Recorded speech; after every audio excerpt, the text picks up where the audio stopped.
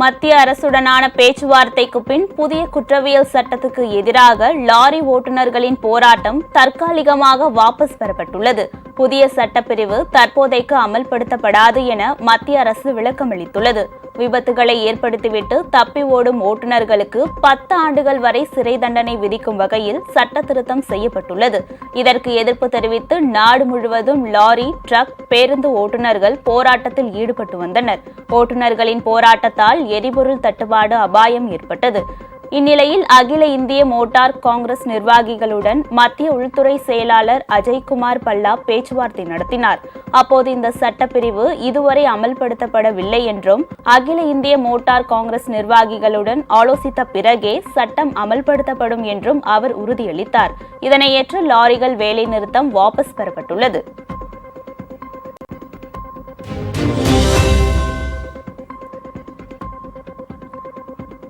பொங்கல் பரிசு தொகுப்பு வழங்குவது தொடர்பாக தமிழக அரசு ஆணை வெளியிட்டுள்ளது. பொங்கல் பரிசு தொகுப்பு வழங்க 238 கோடி ரூபாய் ஒதுக்கீடு செய்து தமிழக அரசு அரசாணை வெளியிட்டுள்ளது. அதில் பொங்கல் பண்டிகையை முன்னிட்டு குடும்ப அட்டைதாரர்களுக்கும் இலங்கை தமிழர் மறுவாழ்வு முகாம்களில் வசிக்கும் குடும்பங்களுக்கும் பொங்கல் பரிசு தொகுப்பில் 1 கிலோ பச்சரிசி, 1 கிலோ சர்க்கரை மற்றும் முழு கரும்பு வழங்க உத்தரவிடப்பட்டுள்ளதாக தெரிவிக்கப்பட்டுள்ளது. கடந்த ஆண்டு பொங்கல் பரிசு தொகுப்புடன் 1000 ரூபாயும் வழங்கப்பட்டது. இந்நிலையில் இந்த ஆண்டு பொங்கல் பரிசு தொகுப்பில் ரொக்க பரிசு தொடர்பான அறிவிப்பு இடம்பெறவில்லை. பொங்கல் பரிசு தொகுப்பு எப்போது வழங்கப்படும் என்ற அறிவிப்பும் வெளியிடப்படவில்லை.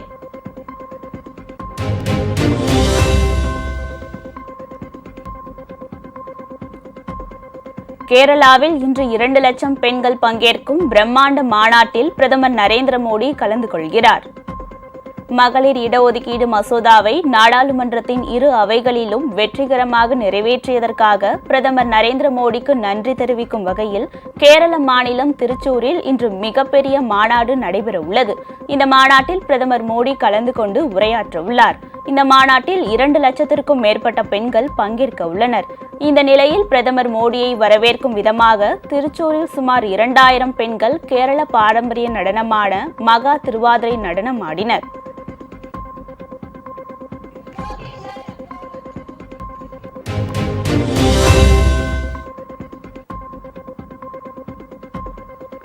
ராகுல் காந்தியின் நியாய யாத்திரை தொடர்பாக காங்கிரஸ் தலைவர் மல்லிகார்ஜுன கார்கே தலைமையில் இன்று முக்கிய ஆலோசனை நடைபெறுகிறது. காங்கிரஸ் முன்னாள் தலைவர் ராகுல் காந்தி வரும் 14 முதல் மார்ச் 20ஆம் தேதி வரை மணிப்பூரில் தொடங்கி மும்பை வரை பாரத நியாய யாத்திரை நடத்துகிறார். இது தொடர்பாக காங்கிரஸ் தலைவர் மல்லிகார்ஜுன கார்கே தலைமையில் முக்கிய ஆலோசனை கூட்டம் நடைபெறவுள்ளது. இந்த கூட்டத்தில் கட்சியின் பொதுச் செயலாளர்கள், மாநில பொறுப்பாளர்கள் பங்கேற்கிறார்கள். இந்தியா கூட்டணியில் இடம்பெற்றுள்ள கட்சிகளுடன் தொகுதி பங்கீடு குறித்த பேச்சுவார்த்தையை தொடங்குவது பற்றியும் இக்கூட்டத்தில் ஆலோசிக்கப்பட உள்ளது.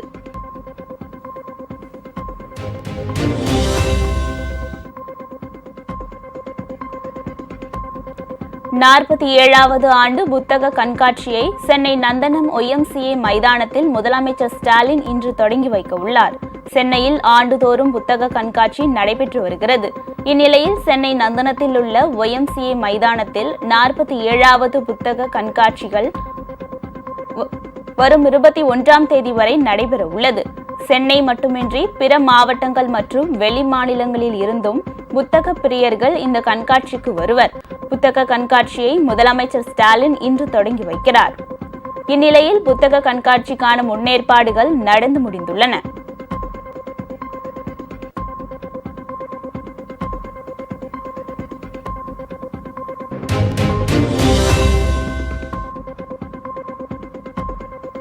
நீதிபதி அருணா ஜெகதீசன் ஆணையத்தின் பரிந்துரைகளின் அடிப்படையில் 17 காவல்துறை அலுவலர்கள் மீது துறை ரீதியான நடவடிக்கைகள் எடுக்கப்பட்டுள்ளதாக தமிழக அரசு தெரிவித்துள்ளது.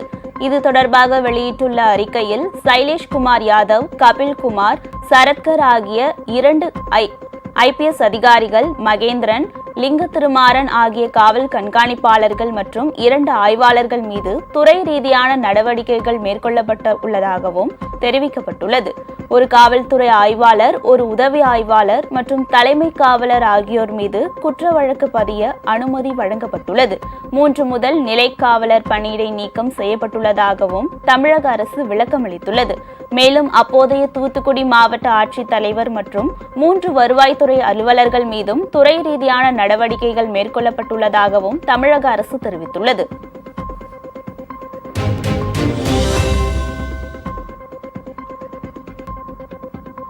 சென்னை கோயம்பேடு பேருந்து நிலையத்தில் மக்களுக்கான மிகப்பெரிய திட்டம் கொண்டுவரப்படும் என்று அமைச்சர் சேகர்பாபு தெரிவித்துள்ளார்.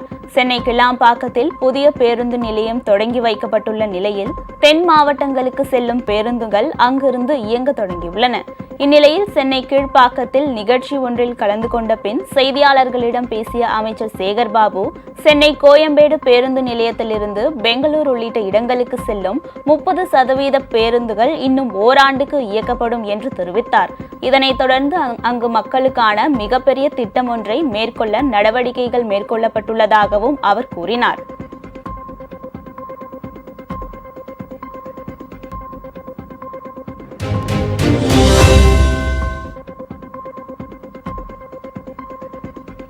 தூத்துக்குடி மாவட்டத்தில் வெள்ள மீட்பு பணிகளில் ஈடுபட்ட மீனவர்களுக்கு பாராட்டு விழா நடத்தப்படும் என அமைச்சர் அனிதா ராதாகிருஷ்ணன் தெரிவித்தார். பரமன்குறிச்சி கஸ்பா வட்டன்விளை பகுதியில் 3 மிதவை பம்புகள் பொருத்தப்பட்டு வெள்ள நீரை வெளியேற்றும் பணி நடைபெற்றது. இதனை அமைச்சர் அனிதா ராதாகிருஷ்ணன் பார்வையிட்டார். இதனையடுத்து அவர் செய்தியாளர்களை சந்தித்தார்.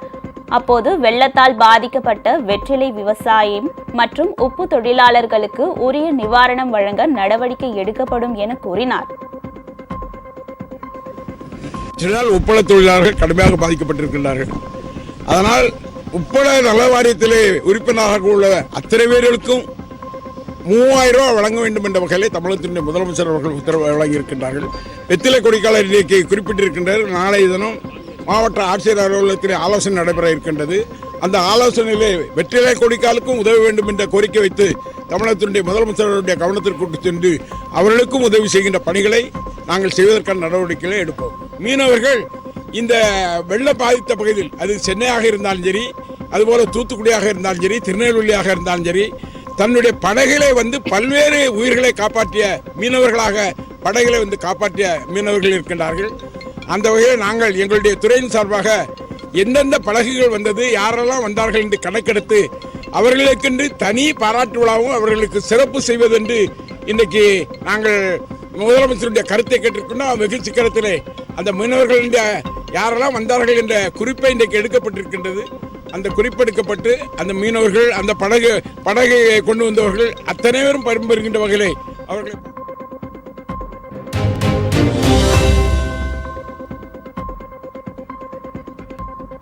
மழை வெள்ளத்தில் கால்நடைகள் உயிரிழந்த நிலையில் புதிய கால்நடைகள் வாங்குவதற்கு உதவிகள் செய்யப்படும் என பால்வளத்துறை அமைச்சர் மனோ தங்கராஜ் தெரிவித்துள்ளார்.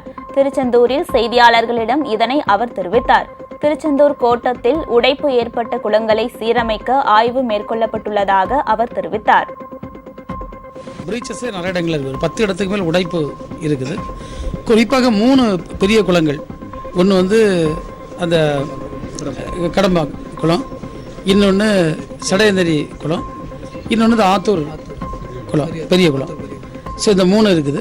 இந்த 3லேயும் ஷட்டர்ஸ் எல்லாமே பார்த்து அதில் என்ன ரிப்பேர்ஸ் இருந்தால் அதை சரி பண்ணுவோம். அதோட வரத்து கால்வாய், அதுலேருந்து தண்ணி மிஞ்சி போகக்கூடிய கால்வாய், அதுக்கப்புறம் பண்டு, இது எல்லாமே சீரமைப்பு உள்ளாக்க வேண்டும் என்று நாங்கள் அறிவுறுத்தி, புதிய கால்நடைகள் வாங்குவதற்கு நாங்கள் கடன் வசதி மிக தீவிரமாக செய்ய இருக்கின்றோம். ஏற்கனவே நான் விவசாயிகள்கிட்ட நான் கேட்டிருக்கேன், யார் யார் புதிய கால்நடைகள் வாங்க வேண்டுமோ அவர்கள் அதற்கான விண்ணப்பங்களை சம்பந்தப்பட்ட பிரதம பால் உற்பத்தியாளர் கூட்டுறவு சங்கங்கள் அவங்க கொடுத்தார்கள் என்று சொன்னால் உடனடியாக அவர்களுக்கு அதற்கான வசதிகள் நாங்கள் செய்து கொடுப்போம்.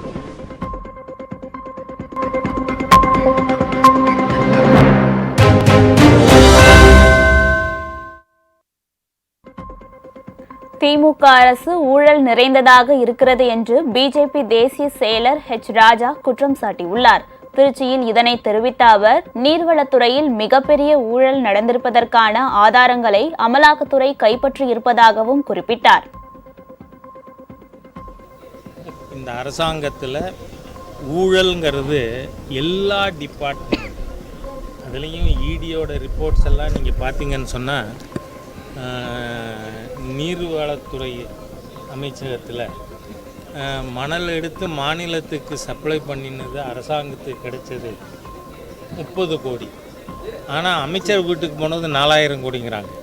நாம் முன்னையெல்லாம் கேள்விப்பட்டிருக்கோம், 4000 கோடிக்கு அரசாங்கத்துக்கு பணம் வந்திருந்தால் 400 கோடி இடையில பீராய்ந்திருப்பார்கள் அந்த மாதிரி. ஆனால் இப்போ எப்படி இருக்குது, இந்த அரசாங்கத்தில் எல்லாமே ஊழல்.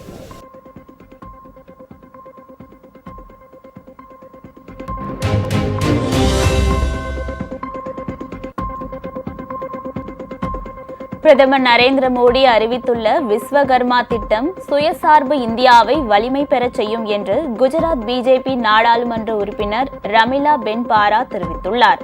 நாமக்கல் அருகே ராசிபுரம் வட்டம் கூனவேலம்பட்டியில் பிரதம மந்திரியின் விஸ்வகர்மா திட்டத்தில் உறுப்பினர்கள் பதிவு செய்யும் முகாமை அவர் தொடங்கி வைத்தார்.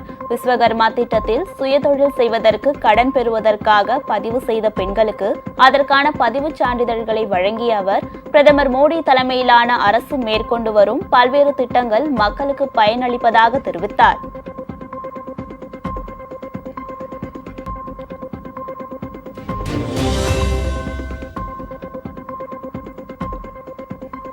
திருப்பூர் மாவட்டம் மடத்துக்குளம் அடுத்த காளியம்மன் கோவில் திருவிழாவில் கும்ப கலசத்தில் அம்மன் எழுந்தருளினார். மடத்துக்குளம் அருகே கடத்தூர் மற்றும் திண்டுக்கல் மாவட்ட எல்லையில் குருவன் வலசு ஆகிய பகுதிகளில் பிரசித்தி பெற்ற காளியம்மன் கோவில் திருவிழா நடைபெற்று வருகிறது.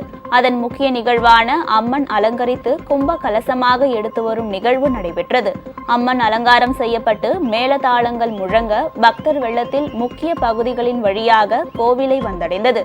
இந்நிகழ்வில் சுற்றுவட்டார பகுதியில் இருந்து ஏராளமான பொதுமக்கள் கலந்து கொண்டு அம்மனை வழிபட்டனர்.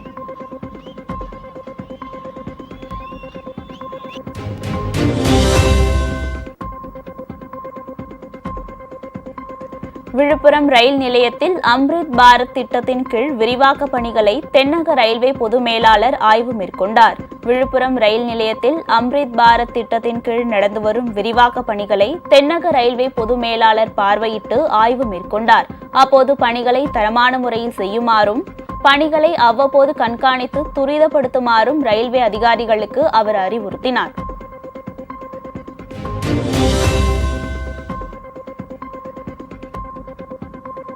கரூரில் முதன்மை கல்வி அலுவலரை கண்டித்து கல்வித்துறை நிர்வாக அலுவலர்கள் சங்கத்தினர் திடீர் போராட்டத்தில் ஈடுபட்டனர். கரூர் முதன்மை கல்வி அலுவலர் வேண்டியவர்கள் வேண்டாதவர்கள் என பாகுபாடு காட்டி விதிகளுக்கு புறம்பாக ஆணைகளை வழங்கி வருகிறார். எனவே விதிகளுக்கு புறம்பாக 3 ஊழியர்களுக்கு வழங்கப்பட்டுள்ள ஆணையை ரத்து செய்வதோடு ஏற்கனவே வழங்கிய உத்தரவுகளையும் ரத்து செய்ய வேண்டும் என கல்வித்துறை நிர்வாக அலுவலர்கள் கோரிக்கை வைத்துள்ளனர். கரூர் மாவட்டத்திற்கு வருகை தந்து 4 மாதங்கள் ஆகியுள்ள சூழ்நிலையில் இந்த 4 மாதங்களில் பல்வேறு ஊழியர்களுக்கு தேவையற்ற மாறுதல்களை, பணியிட மாறுதல்களை வழங்கி இன்னைக்கு ஊழியர் விரோத போக்கினை தொடர்ந்து கடைபிடித்து வருகிறார்கள். தானடித்த மூப்பாக விருப்போடு செயல்பட்டு வருகிறார்கள். ஒரு சிலர் சொல்லக்கூடிய செயல்பாடுகளை கேட்டுக்கொண்டு விதிகளுக்கு மாறாக மாறுதல் உத்தரவுகளை வழங்கி இன்றைக்கு ஒரு 3 வயது குழந்தையை வைத்திருக்கக்கூடிய ஒரு ஊழியருக்கு கட்டாய பணியிட மாறுதல் வழங்கப்பட்டு அந்த உத்தரவை ரத்து செய்ய கோரி காலையில் முதன்மை கல்வி அலுவலரிடம் முறையீடு செய்தோம். முறையாக அந்த முறையீடு பரிசீலிக்கிறோம் என்று சொல்லிவிட்டு மாறாக அந்த முறையீட்டிற்கு மாறாக எதிர்வினையாற்றக்கூடிய வேலையில் கரூர் மாவட்ட முதன்மை கல்வி அலுவலர் அவர்கள் இறங்கியுள்ளார்கள். இதற்கு இந்த கல்வித்துறை கரூர் மாவட்டத்தில் முழுமையாக செயலற்று இருக்கிறது தான் இன்னைக்கு உதாரணமாக சொல்ல முடியும்.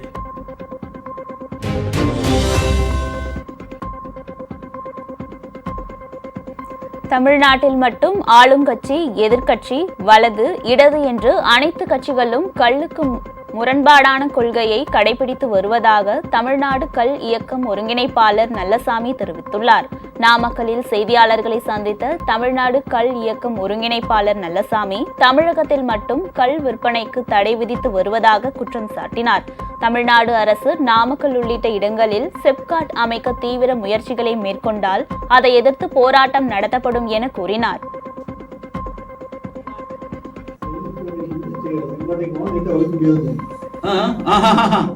கலப்படத்தை இரும்பு கரம் கொண்டு அடக்கினால் மட்டும்தான் நேற்று ஒழிக்க முடியும். இன்னைக்கு உணவுல இருந்து உயிர் காக்கும் மருந்து வரல கலப்படம் இல்லாத இடங்களே கிடையாது. முன்னாள் முதல்வர் கருணாநிதி சாராய கடை திறந்தாங்க. அப்புறம் அது பாட்டல் சாராயமாக மாறிச்சு. அப்புறம் பிராந்திய கடையாக ஓடுது. இப்போ இந்த பிராந்திய கடையை 2 குடும்பம் தான் நடத்துது, திராவிட குடும்பம். அது எப்படி அவங்க கல்லுக்கு அனுமதி கொடுப்பாங்க? அவங்க அனுமதி கொடுக்க வேண்டிய அவசியமே இல்லையே. நாங்க எதுக்கு அனுமதி கேட்கிறோம்? 1950 ஜனவரி 26 அரசியல் அமைப்பு சட்டம் மக்களுக்கு கொடுத்திருக்கும் உணவு தேடும் உரிமை. நீங்க கலப்படத்தை காரணம் காட்டி அநியாயமாக இந்த உரிமையை பறித்துக் கொண்டீர்கள். ஆக பக்கத்துல அண்டை மாநிலங்கள்ல உலக அளவுல எங்கும் கல்லுக்கு தடை கிடையாது. அதனாலதான் இடதுசாரி வலதுசாரி தேசிய கட்சி மாநில கட்சி எல்லா சாராய மணக்கள் உட்கார்ந்துருக்காங்க. அந்த லிக்கர் லாபி வலுவா இருக்காங்க. தேர்தல் நேரத்தில் எல்லா கட்சிகளும் போய் கையேற்றுறாங்க, எல்லாத்தையும் கவனிச்சிடுறாங்க. அதனாலதான் ஒரு கட்சி கல்லை பத்தி வாய் திறக்கிறது இல்லை. அனைத்து கட்சிகள் மீதும் நான் குற்றச்சாட்டு.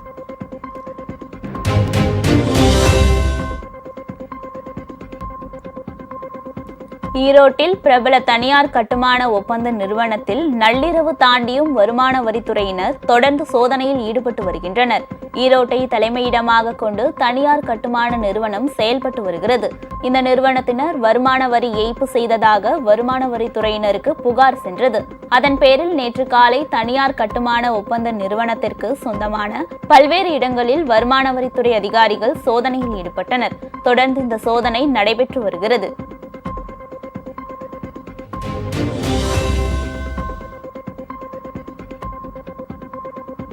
திருப்பூரில் பேனர் வைப்பதில் பிஜேபி, எஸ்டிபிஐ கட்சியினர் இடையே மோதல் உருவாகும் சூழல் ஏற்பட்டதால் பரபரப்பு ஏற்பட்டது. திருப்பூர் உஷா தியேட்டர் பேருந்து நிறுத்தம் அருகில் எஸ்டிபிஐ சார்பில் பேனர் வைக்கப்பட்டது. இதனை போலீசார் அகற்றிய நிலையில் திடீரென பிஜேபி சார்பில் ராமர் கோவில் கும்பாபிஷேகம் தொடர்பான பேனர் அந்த இடத்தில் வைக்கப்பட்டது. அதனையும் போலீசார் அகற்றிய நிலையில் எஸ்டிபிஐ கட்சியினர் மீண்டும் அதே இடத்தில் பேனர் வைத்துள்ளனர். இதற்கு எதிர்ப்பு தெரிவித்து பிஜேபி சார்பில் மீண்டும் பேனர் வைக்க முயன்றனர்.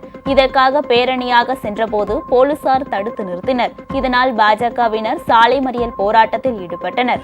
இதையடுத்து மறியலில் ஈடுபட்ட 50க்கும் மேற்பட்ட பாஜகவினரை போலீசார் கைது செய்தனர்.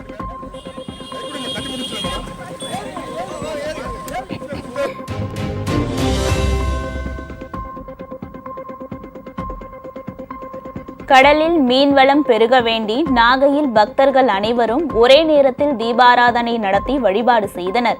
கீச்சாங்குப்பம் காளியம்மன் கோவிலில் 108 திருவிளக்கு பூஜை நடைபெற்றது.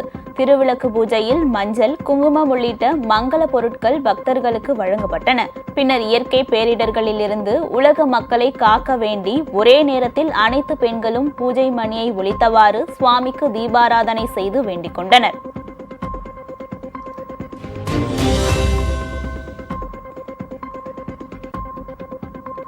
தேசிய நெடுஞ்சாலையில் காலாவதியான சுங்கச்சாவடிகளை அகற்ற மத்திய போக்குவரத்து துறை அமைச்சர் நிதின் கட்கரியை சந்திக்க திட்டமிட்டுள்ளதாக தமிழ்நாடு வணிகர்கள் சங்க தலைவர் விக்ரமராஜா தெரிவித்துள்ளார். பெரியகுளம் அருகே உள்ள மாவட்ட ஒருங்கிணைந்த நீதிமன்ற வழக்கறிஞர்கள் சங்க தலைவர் முத்துராமலிங்கத்தின் இலவச சட்ட ஆலோசனை மையம் திறப்பு விழா நடைபெற்றது.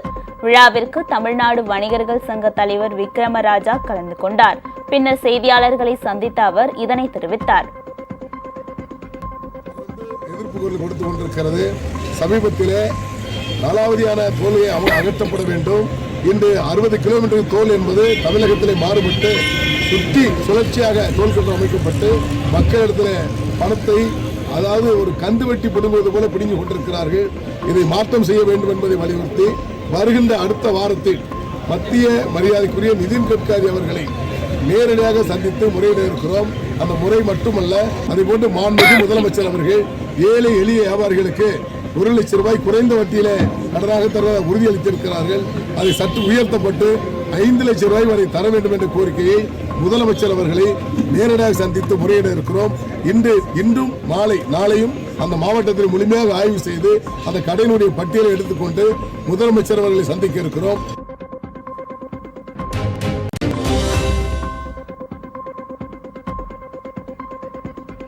தான் RSS சேவகன் என்பதில் பெருமை கொள்வதாக நாகாலாந்து ஆளுநர் இல கணேசன் தெரிவித்துள்ளார். பிஜேபி பொதுச் செயலாளர் ராம சீனிவாசன் எழுதிய தாத்தா தந்த கண்ணாடி என்ற நூலை நாகாலாந்து மாநில ஆளுநர் இல கணேசன் வெளியிட்டார். பின்னர் நிகழ்ச்சியில் பேசிய அவர், காந்திஜியின் கருத்தை உண்மையாகவே ஏற்று பாடுபவர்கள் பிஜேபியினர் என மக்கள் கருதுவதாக கூறினார்.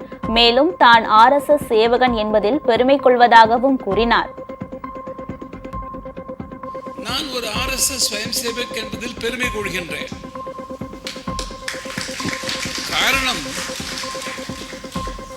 மிக சின்னஞ்சிறு பாலகனாக இருக்கும் பொழுதே என் குடும்பத்தில் இருக்கிற என்னுடைய சகோதரர்கள் அனைவரும் இயக்கத்தில் ஈடுபட்டதால் நானும் அதிலே ஈடுபட்டு வளர்ந்திருக்கின்றேன். ஏற்கனவே என் வாழ்வில் 50 ஆண்டு காலம் நான் முழு நேரமாக இந்த அமைப்புக்காக நான் தந்திருக்கிறேன், தருகிறேன், தந்து கொண்டிருக்கிறேன் என்பதில் பெருமை கொள்கின்றேன்.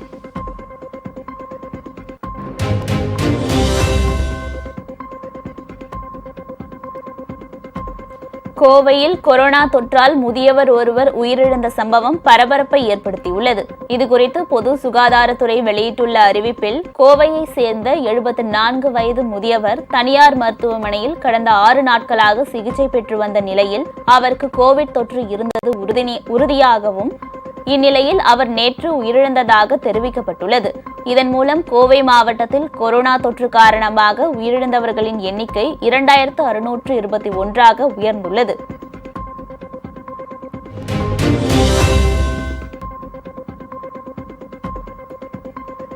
திருத்தணி அருகே கஞ்சா போதையில் கத்தியை காட்டி மிரட்டிய இளைஞர்களை கைது செய்ய வலியுறுத்தி பொதுமக்கள் சாலை மறியலில் ஈடுபட்டனர். திருவள்ளூர் மாவட்டம் பூனிமாங்காடு கிராம பகுதியில் சிலர் கஞ்சா விற்பனை செய்வதாக கூறப்படுகிறது.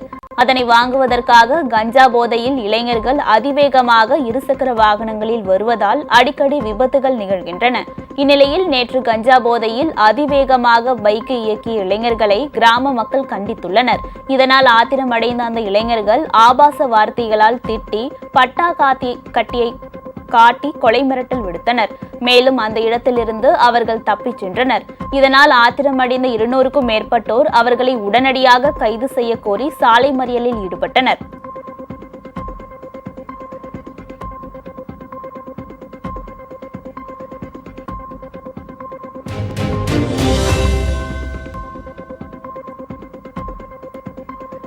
ஜப்பானில் அடுத்தடுத்து உணரப்பட்ட சக்தி வாய்ந்த நிலநடுக்கத்தால் இதுவரை 57 பேர் உயிரிழந்தனர்.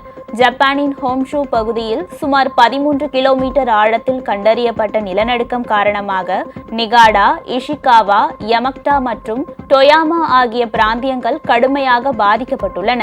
ஒரே நாளில் 155 முறை நிலநடுக்கம் ஏற்பட்டதால் மக்கள் அச்சமடைந்துள்ளனர்.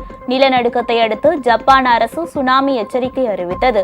கடலோரங்களில் வசிக்கும் மக்கள் உடனடியாக அங்கிருந்து பாதுகாப்பான இடங்களுக்கு செல்லுமாறு அறிவுறுத்தப்பட்டனர். நிலநடுக்கத்தில் சிக்கி பலியானோர் எண்ணிக்கை 57 உயர்ந்தது. மேலும் பல்வேறு மாகாணங்களில் நூற்றுக்கணக்கான வீடுகளும் சாலைகளும் சேதமடைந்தன.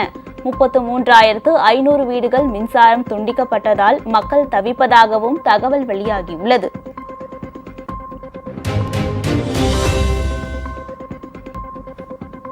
லெபனானில் இஸ்ரேல் நடத்திய ட்ரோன் தாக்குதலில் ஹமாஸ் துணைத் தலைவர் உயிரிழந்ததாக தகவல் வெளியாகியுள்ளது. தெற்கு பெய்ரூட் புறநகர் பகுதியில் இஸ்ரேல் நடத்திய தாக்குதலில் ஹமாஸின் துணைத் தலைவர் சலே அல் அரூரி கொல்லப்பட்டதாக ஹிஸ்புல்லா குழு தெரிவித்துள்ளது. ஹமாஸின் இராணுவ பிரிவை நிறுவியவர்களில் சலே அரூரி மிகவும் முக்கியமானவர். இந்த வகையில் அவர் கொல்லப்பட்டதை ஹமாஸ் பயங்கரவாத அமைப்பும் உறுதிப்படுத்தியுள்ளது. முன்னதாக மேற்கு கரையில் குழுவின் முன்னிலைக்கும் அவர் தலைமை தாங்கினார். இஸ்ரேல் ஹமாஸ் போர் அக்டோபர் 7 தொடங்குவதற்கு முன்பே இஸ்ரேலின் பிரதமர் பெஞ்சமின் நெதன்யாகு அவரை கொன்றுவிடுவதாக மிரட்டியதாக தகவல் வெளியானது.